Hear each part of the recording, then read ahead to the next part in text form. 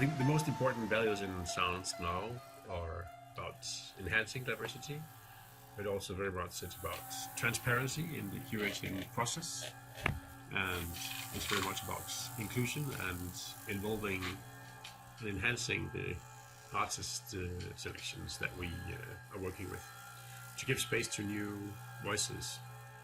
And I think a development for the contemporary music scene that I would like to see within Sounds Now in a European perspective is that after this project, that selection processes and curating programs within our festivals and partner festivals have become transparent and also more inclusive. I'm Elsa Bala. I am a sound artist based in Berlin, born in Cameroon. I was introduced to music through my guitar. I'm a guitar player, singer-songwriter.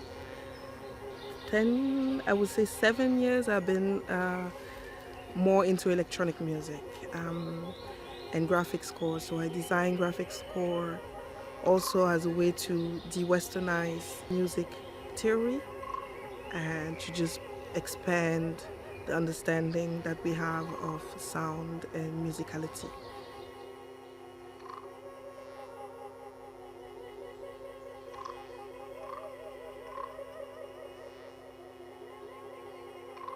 So we just finished a 4-day workshop where I played with participants. Well, first of all, I gathered instruments for them. I let them play and record themselves. On the second day, they themselves cut pieces out that they are fancy, and we put it together on my DAW and created a 1-minute piece. And the third day, I did an interview of each one of them, asking them about their understanding of sound and home.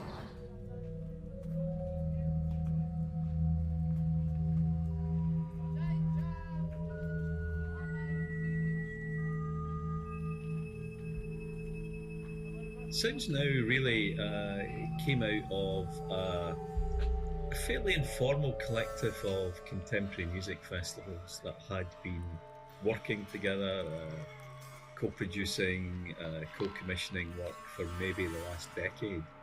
And I think that's because there was a real need to have a group of festivals who were much more interested in sharing work and working together. I think in contemporary music, perhaps traditionally there's been an emphasis on people having world premieres at their festival, and there's an argument to say that has perhaps restricted the ability for contemporary music to move around and to have multiple performances.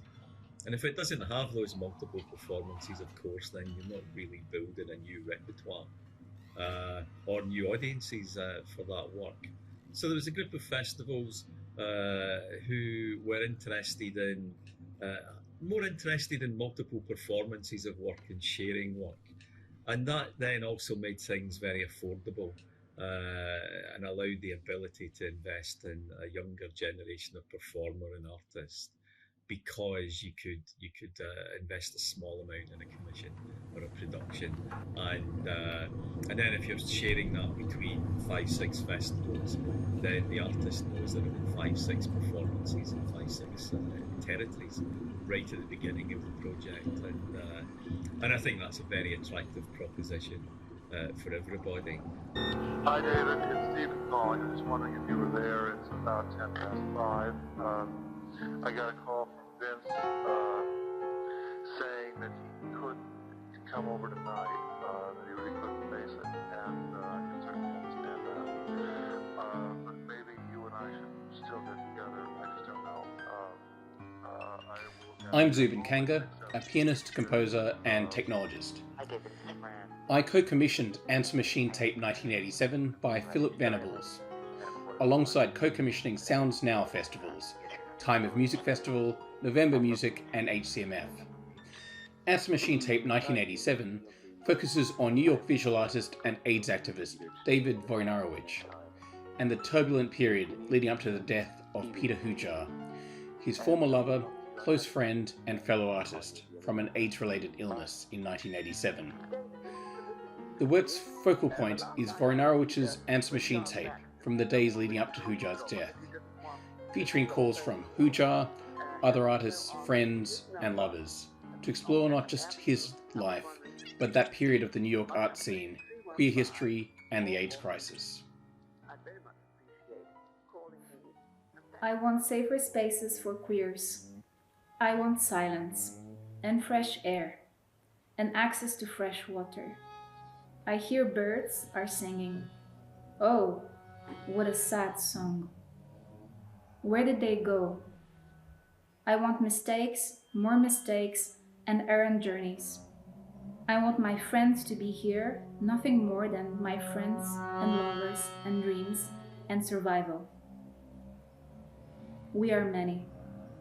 We cry at night. I want this government to understand they kill us with each violent speech. I never know what is the best solution. If it's more about a journey and softness towards my expectations. I do project, but I'm keen to drift away along our needs, respectful of our diversity at play.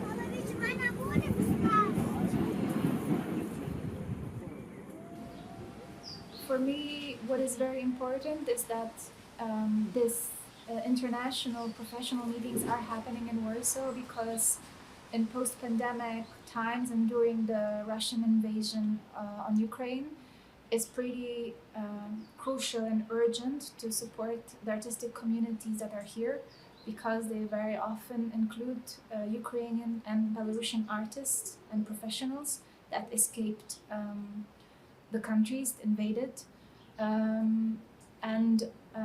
For me, it's also important to talk and think about different and non-Western epistemologies and ways of being together.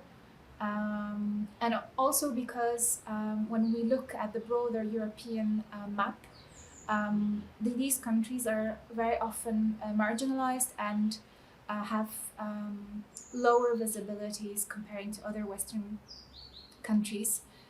So I think these occasions are places of exchange and encounter, but also sharing of resources that are very often lacking here.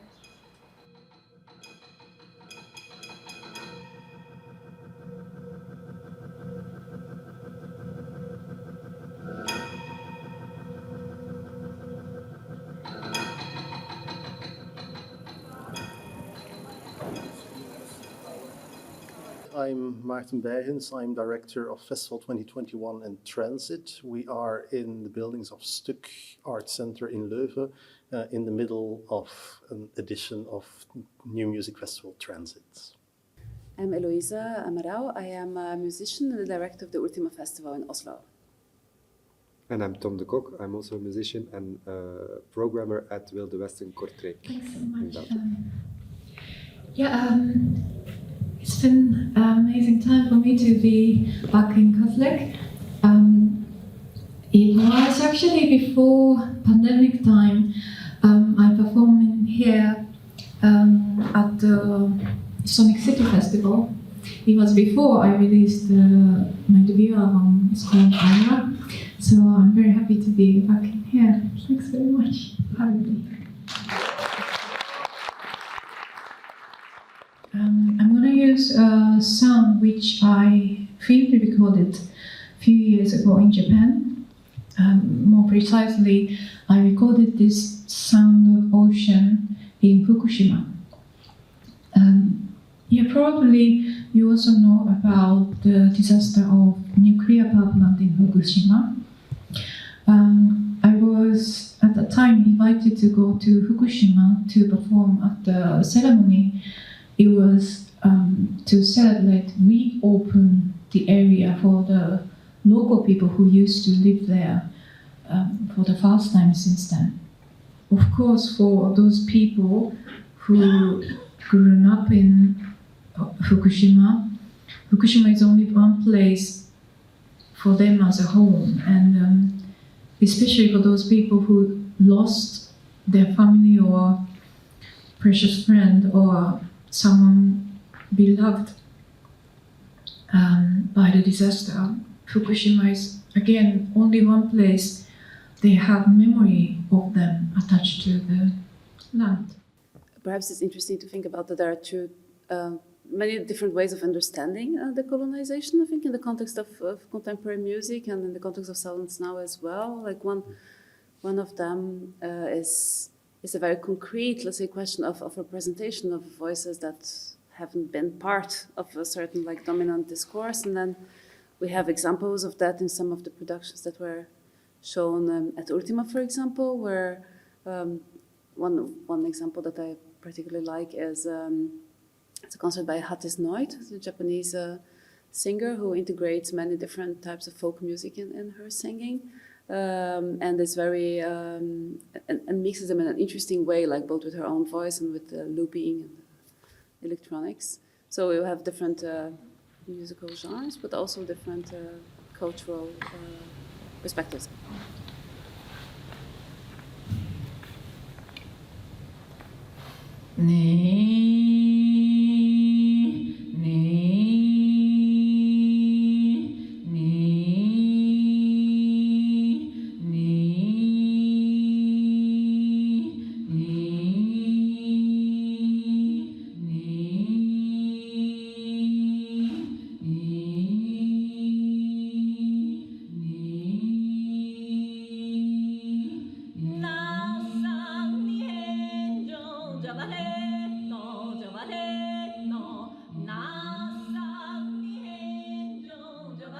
And the second way of understanding it is pretty much derived from this kind of like idea of voices that have been oppressed or suppressed, is the mindset or the frames of the discourses that come from this, which dictate the ways we listen, the modes we program music. And that was a very clear starting point to say, okay, so we very much touch a wide range of communities within our education projects, but not necessarily for the main concert stage. And I think there was a feeling that was also perhaps not so much to do with music, but largely to do with all the things that surround that music in the concert hall and concert stages. Very often in different cultures, there's less of a separation between performer and artist. It's more of a joint celebration. And so that led us to be very interested, I think, in how we could change some of our curatorial practices that might present contemporary music, or actually I prefer to call it how we present sound in a way that perhaps impacted on people's daily lives as they went around their business or their lives, how we took that sound out of concert spaces into other spaces, and to be interested really in how we better communicated with artists in terms of our aims and the things that we wanted to do in relation to engaging with those communities, and to work with artists from perhaps a wider geographic and cultural diversity, and to get their ideas and thoughts on what they could do if they were supported better by this contemporary music festival network. So that was kind of the starting point of Sounds Now, and the reason we felt it was the right time to apply for European money to support these ideas.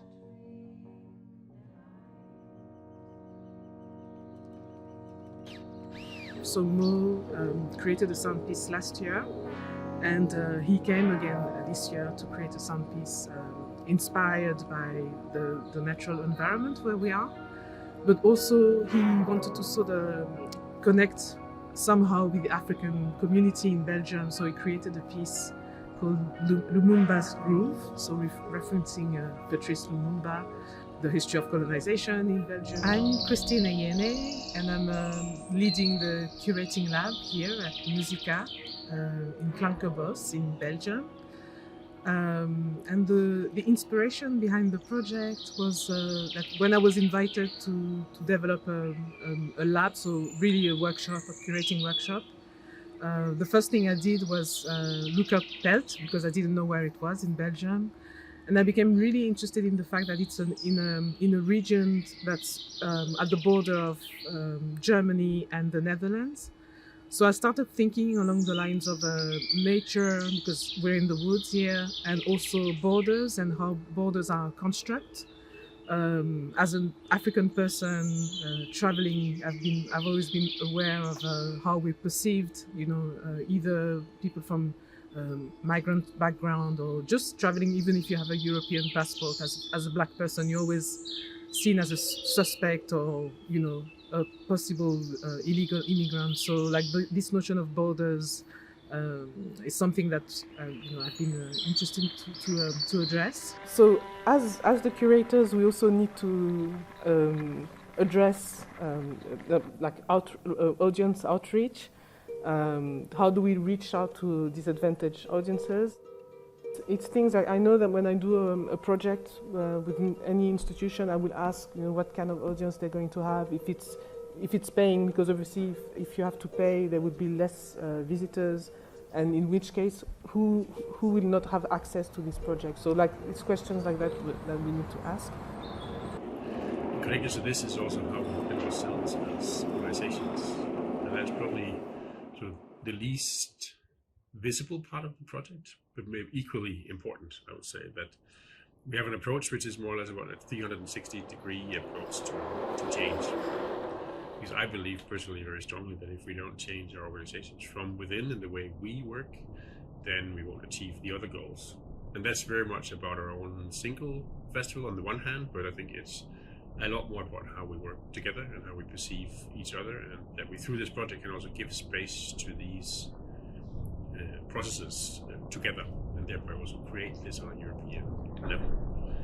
We also have activities which I like very much, that there is also a diverse range of activities in Sounds Now to achieve our changes, that what we want. And apart from the artistic productions, it's also very much about labs, curators labs as we have called it, and curating diversity courses also, and a format of open space. And I think also very much focus on the process in the various projects. So not only about, okay, here's the project, do you want it or not, we'll do it or not, what does it cost, but very much how do we approach this, how do we do this together, how do we develop it, what are the challenges. And I think for us to really succeed, we also very early on have to be very much aware of the challenges that we face in this process. I think the challenges are very much about the things that we want to change, that we really achieve that change. Because I think working with festivals, there might be ideals at every year's festival. We definitely want to do this, and at some point comes in pragmatic issues like time restraints or budget restraints. And often what can happen is then we do the automated responses. We carry on with our habits. Okay, we kind of know what we want to do, but I think that we are able to work also with the change, even though time might be limited, finances might be limited. So this is very much also about the mindset of how we develop the projects and how we respond to everyday pragmatic issues like time and money. So Sounds Now is a very important project in the contemporary music field, because there is this situation where contemporary music has historically been an extremely European affair. And I think that we definitely need to address this issue within Europe to enhance it within Europe. And here's a great need for change, and we can look out for inspiration also outside Europe. Like we have mentors from outside Europe who work with these issues who can inspire us. But also changing this from within is definitely necessary. And also a challenge, I think, is in terms of the curating process. That we all know that these curating processes can, from the outside, and they definitely also can be very closed, and it's hard to see how are choices made and why are those choices made and not those, and the kind of idea of the contemporary music scene as a closed gentleman's club, I think it's something that we really do need to address. On the one hand, by enlightening people as to how choices are made, but also to make choices in a different way? You can continue where you were. I don't know. It doesn't really.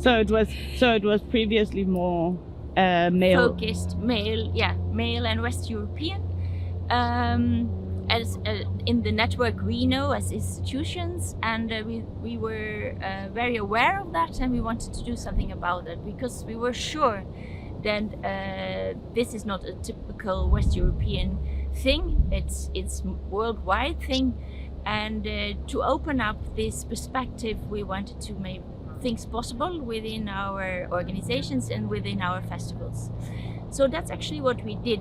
And at first it was maybe a little bit naive. So we had a very open mind, and we thought, okay, this is the way we should go, and it was very straightforward. But along the way, we noticed that it's not a straightforward thing. I mean, it's like going to Rome, but it's not take the quickest road. It's sometimes even going through China or Australia to go to Rome. You really need to go different paths to understand what inclusion, what curating and inclusion through diversity means.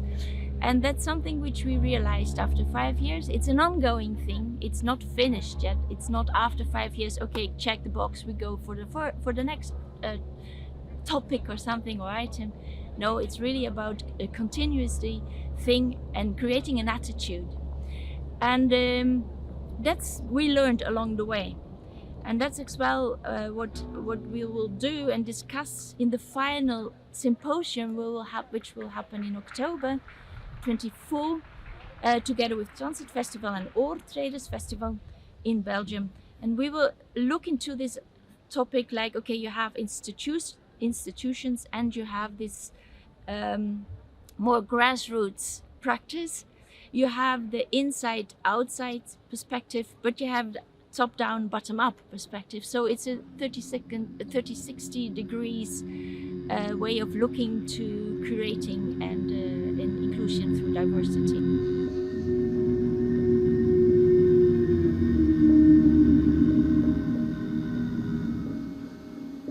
It is very complicated theme, and it needs a lot of learning. I think that has also been something that I valued a lot about this project, that it allowed us really to also investigate our own way of thinking and all the habits and bias we kind of carry with us ourselves, and really try to understand why you take the choices you take, because if you don't understand really why you choose what you choose, it's not possible for you to make other choices. So I think this kind of double function that the Sounds Now project had, that we really worked with our own self-understanding and what is it actually to be a festival director, to curate a festival, and then kind of also try to explore and develop new methods and formats and ways of creating relations, which is actually what we are trying to. I think that double thing has been really, really interesting. As an artist, being invited to give workshops of embodied listening during the symposium, what was very important for me is to bring into question and into embodied presence in the space that we are bodies and the bodies are different, and that these differences matter. As a queer feminist, it's pretty important for me to speak about it and to also create safer spaces for people to express bodily, to show themselves, to express themselves through speech, movement, poetry, whatever medium they feel comfortable in. How do you say the dirigent, the person, like imagine conductor, imagine a very experimental or some autumn composition, but to really about, it's not about music, it's about like you stretching, as if the music is about stretching the conductor body, make it very dramatic or like super melancholic or whatever your music. We we have, for example, had this curating lab at Ultima, which was a group of young curators who had sessions with us at the festival, but also with invited guests to reflect on the mechanisms of music programming, who gets to be programmed, how to program collectively, what the mechanisms of, let's say, gatekeeping, and so it was kind of awareness making. It's quite interesting project. I think some of you have had this. Yeah, the curating lab we did as well. And we did it with students from both pop and rock, and we have young curators in the pop and rock programmation of the Western, and also students from the advanced master in contemporary music who are particularly interested in all the topics of inclusion, participation, how to reach other audiences, how to mix genres also. So we broadened the audience of contemporary music and classical music as a whole, of also the classical music scene, so they can really participate while doing it. This is still in classical music something very new, in the sense that very often it's been about friends doing things on stage together in a concert hall where this space is now. And so, for example, lately we are very much talking about getting out from the concert hall to the public space, but equally to the private space. And in fact, when talking about getting out from the concert hall and so on, with a lot of these sort of methodologies that we are using, the exciting thing is, in fact, that when we are looking at that, the history of a public concert space where somebody was a place where everybody could come together and be equal. That was something that in history was not possible in private homes. So already when I'm mentioning all these different examples, you already see how conflictual all these questions are, because depending on how you're phrasing things, they can mean different things and so on. And I foresee that these sort of like all these sort of projects and courses and things that we are dealing with will put all these sort of like questions on the forefront in a way that very much of us, we who are part of Sounds Now as partners and artistic directors, we will probably not, what we'll probably learn very much is that things do not mean what we thought they meant. So it will be an eye-opener in many ways for most of us. And in that sense, that something new comes up and we didn't think about that is not really a negative thing, because in fact, some of the most positive outcomes comes from failures. It is really something that is something, a big ship that is kind of, you can slowly change the direction. And I feel that this is actually starting to happen now, because there's things that we understand, things we had time and was allowed to test out, and also things that maybe wasn't as we thought it would be, and then we had to change a little bit the direction. So for me and for the Spor Festival, it has been extremely meaningful and really kind of, but only for the first kind of stepping stone that we really, really want to go further in that direction.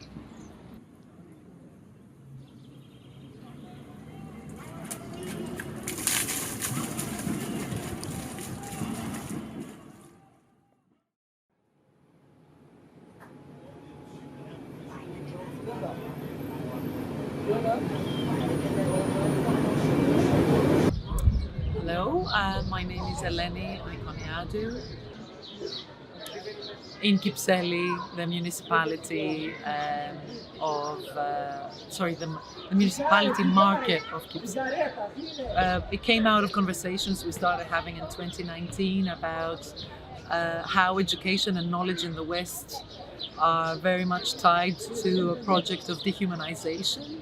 How there were no black and brown people to study with and to learn with, and no curriculum and no theory that reflected any of this struggle, and how this relates to all of us, and not just to brown and black people and people of color, but to all of us living in the present, and the urgency of the present moment, and to talk about what our artists and people in this field doing, what they can do, what we should all be doing anyway, but in the context of art, who are trying to stop the slaughtering of the Palestinian people happening as we speak, as I'm speaking right now.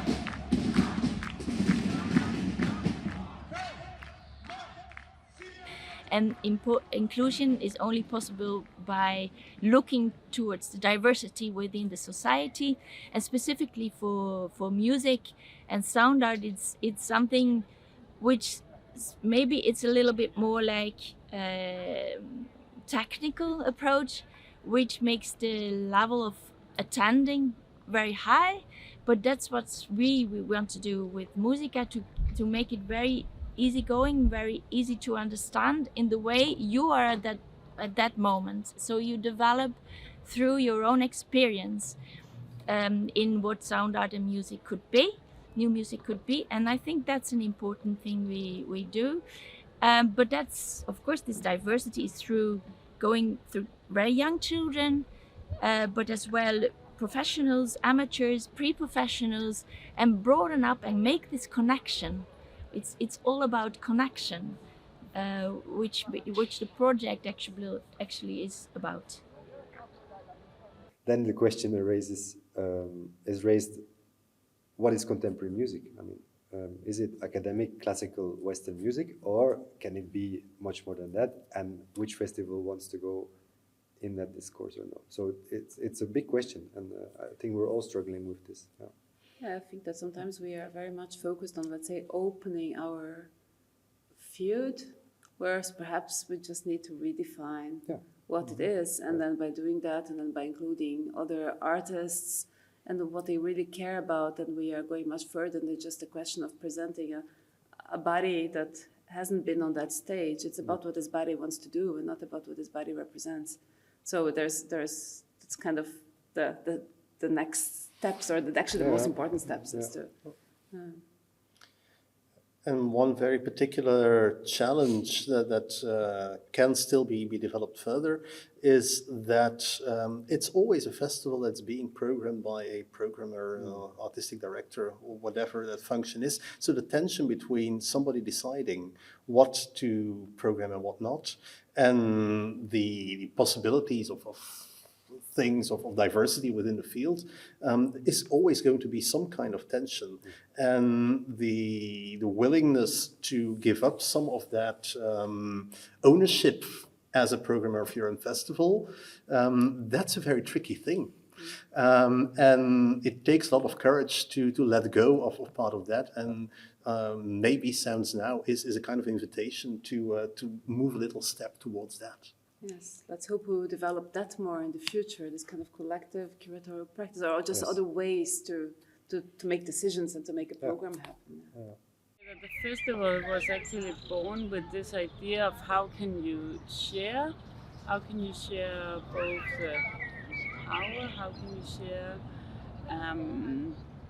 who chooses what, and we have been interested in working with over the years, and I think when you nail it down, it really also comes to people, to these meetings between curators, between artists, between cities, and that has been our interest from the start, to create many kind of formats that can allow a lot of different meetings, which also means that, well, we are a festival for contemporary music and sound art, but we're also really interested in opening that field up towards other art forms, towards other genres, to all the things that we don't know yet.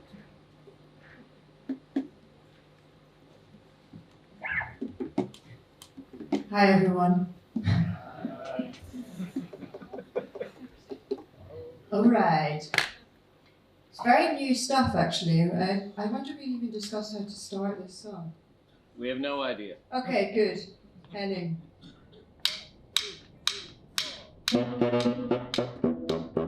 I think this is a many-layered thing about curation, in the sense that curation is always an act of negotiation, of interaction with different things. It's about who is going behind what project. It's about what project gets funding. So it's not always so simple to really, and especially with a lot of these projects and things that we, for example, been working on. It sounds now like diversity and ethnicity and minorities and so on. They're very complex subjects, and they're complex in the sense because it involves, of course, existing persons and existing creators, and we don't always think the same. When I'm saying we are probably not disagreeing on things, but what most often will happen is that different definition means different things to different persons, and different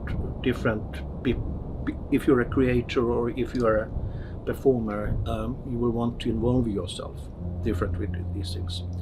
And nowadays, when we are living in a society which is very personal and publicly personal, this usually becomes much more complex than we had thought. And then this happened to me lately, and I started to really become aware of how I'm connected to the rest of the space. So physically, I don't really feel like I want to be here. But at the same time, I realized then how present I am. And there are different elements that make me feel like I'm connected physically to everything around me. And all the objects and all the furniture and everything is like a diary absorbing my state every day, my behaviors, my feelings.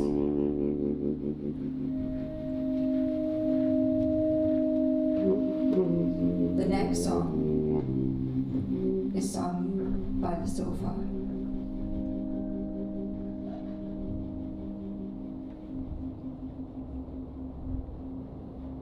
I'm Genevieve Murphy, and I've been performing with my band last night at Night Air Festival. It's definitely a debatable subject, especially also because of how people can appreciate certain influences coming from around the world, but it has to go through you. It has to really come from an honest place that inspires you as an artist. And it's interesting that you say that, because a piece that I'm going to work on next, and also one that I have been making for, well, the one that was experienced also last night when I played the bagpipes. This is represents such a Scottish kind of signature, you know.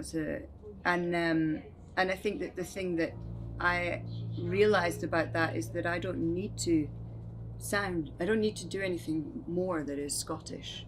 I don't need to stand in a kilt, and I don't need to play Scottish music. It will sound like Scotland. And I read a manifesto that was saying that the person was from Japan, and he was saying that just because I'm from Japan doesn't mean I need to make Japanese work. He's a visual artist, because Japan will be in my work because that's where I'm from. And so a lot of people say that they hear Scottish folk melodies in my work and things, and it's not actually intentional, but if I really connect to myself, this is the kind of work that comes out. So I often try to get other instruments to sound like the bagpipes, because it makes their instruments sound like crazy and be another instrument altogether, but at the same time they will always still have their core sound. And so I'm very interested in how things, even if they try to be something else, they will always still have their identity underneath that.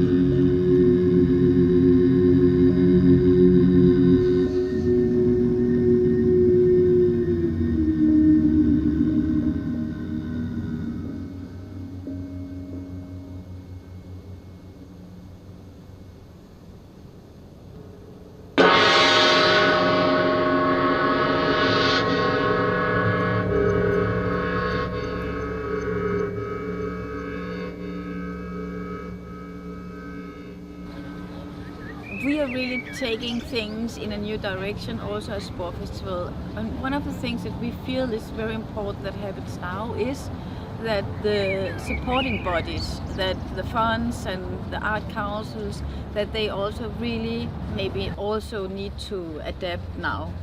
Don't you agree? Totally. I mean, it's, you know, a yes, lot of funds are very traditional in the in the mindset, and this is something that I really also hope can change a bit.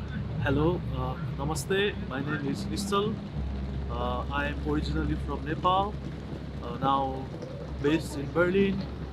Today we are at Aarhus in Denmark in the context of Spore Festival.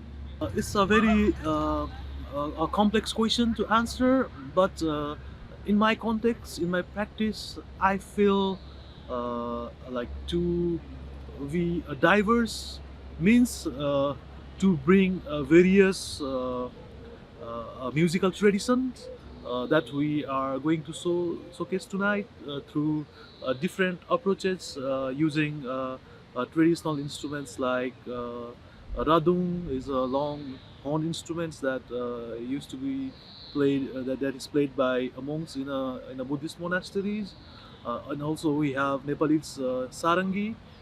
We play various Tibetan cymbals, gongs, and singing bowl. When we are doing music in a very experimental way, that is also a way to keep those instruments in a performance, so that we also it also somehow defines there is no caste or class. There is no ritual. It's just the instrument, and like we praise it. It was here from a long time, and it was ignored by a society and only seen as a instrument played by lower caste people. So it is also somehow not exoticizing it, but also bringing them into the context. I was invited to curate a program that was funded by Sounds Now in collaboration with Ultima Oslo Contemporary Music Festival.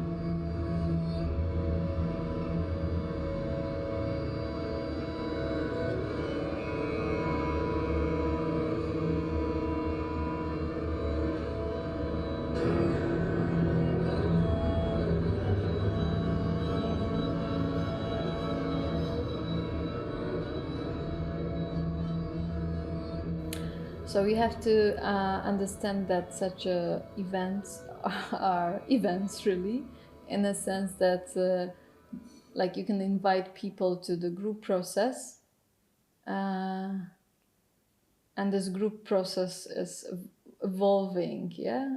But it can happen that when it reach like, for example, interesting point, at least from my perspective of facilitator, it's already too late to do something because we have to finish, yeah, because we have to close the gathering. And here I felt it somehow that we after these 2 days we started to show not only what is similar, but also the differences. And this is the moment, this really growing moment, yeah, like you can build a lot on that. At the same time we had to finish, yeah, we had to close the event. So yeah, this is reality. Yes, I like this metaphor of guests at house, because you know I feel that I can privilege some guests because of different reasons. Because, for example, they have kids and they need some space for them to play, or they are late, or they don't drink something, don't eat something. This is all important. And at the same time, I feel that these are, like everybody are responsible for themselves. And like to me, like this is how I would like to treat others, like partners, not like victims, and not like somebody who need to be take care of all the time. Yeah? And I think it's about respect. So what you can do, you can take care on some formal conditions, and then to treat others like in an equal way, like responsible adults.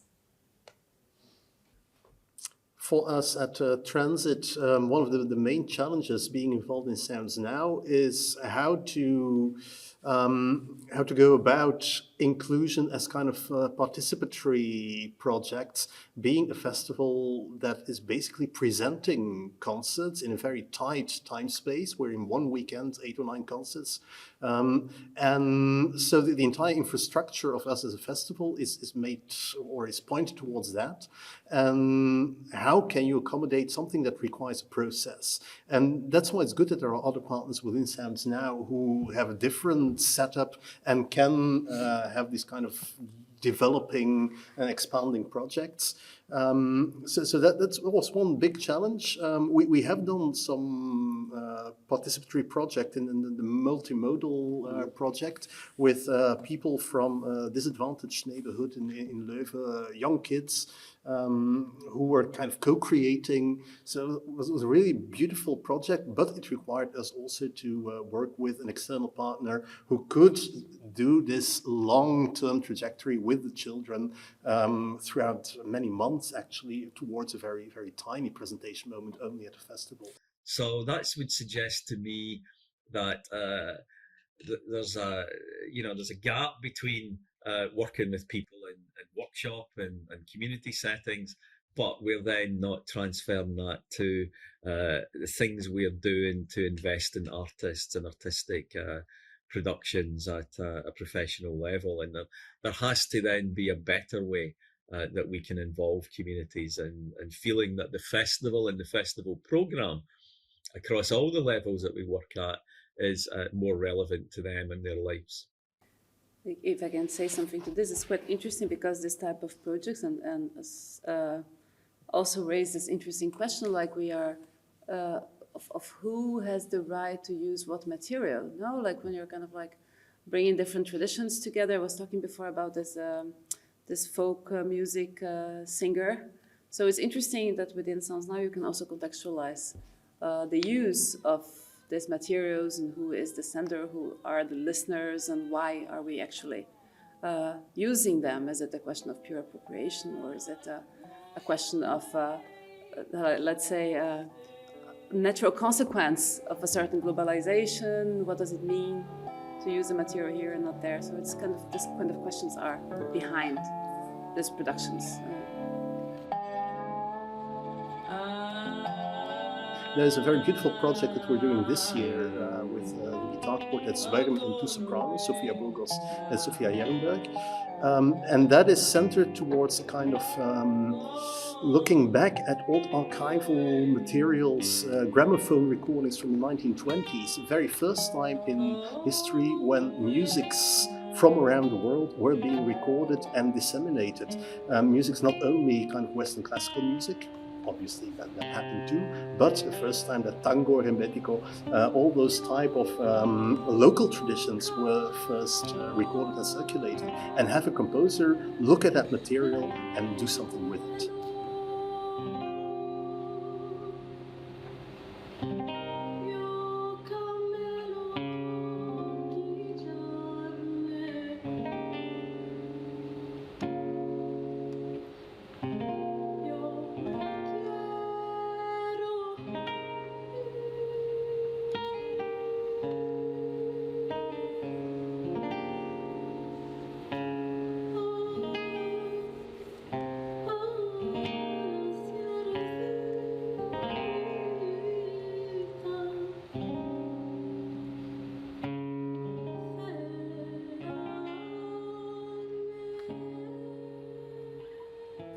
And of course, the composer himself is still a very Western, in this case American, white male composer. So in terms of representation, that is still a kind of stereotypical standardized situation. But in terms of approach towards a kind of musical repertoire and material and musical process, that is already opening up so many things.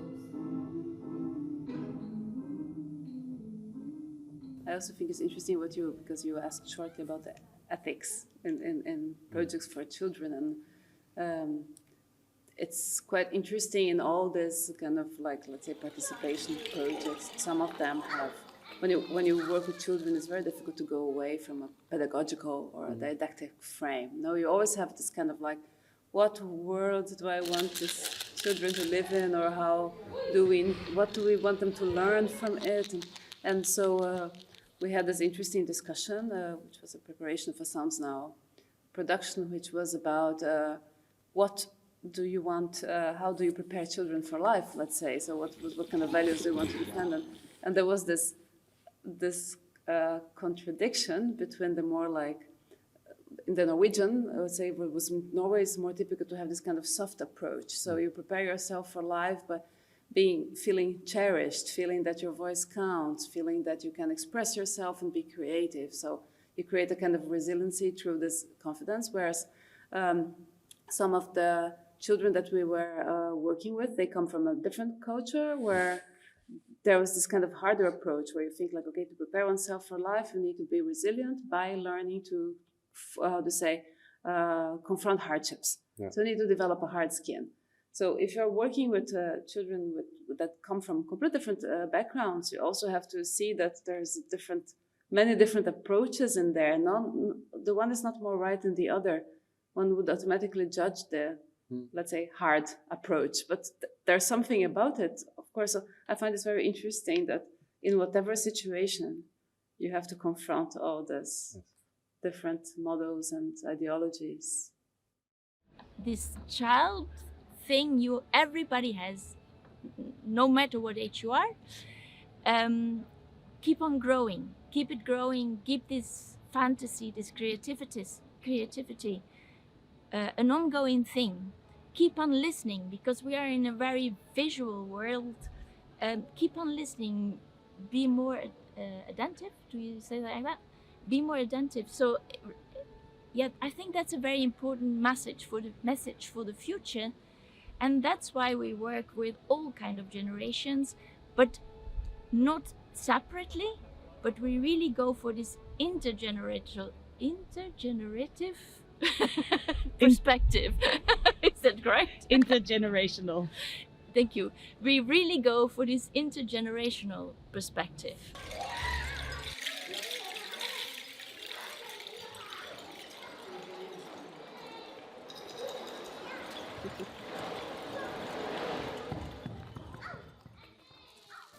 But I think the curating labs are, for me, one of the biggest assets of this project, because there you get an outreach to people that are really working on this and that have a voice for the future. I do think, so I will not have an answer to your question, but I think the right answer is probably that those during these COVID years, art institutions who dared to really not really follow how we used to do things, but those who were daring to do mistakes probably will have done better for the future than those who tried to stick with the classical rules or the classical ways of working, because this process of change, it's not over yet, I fear.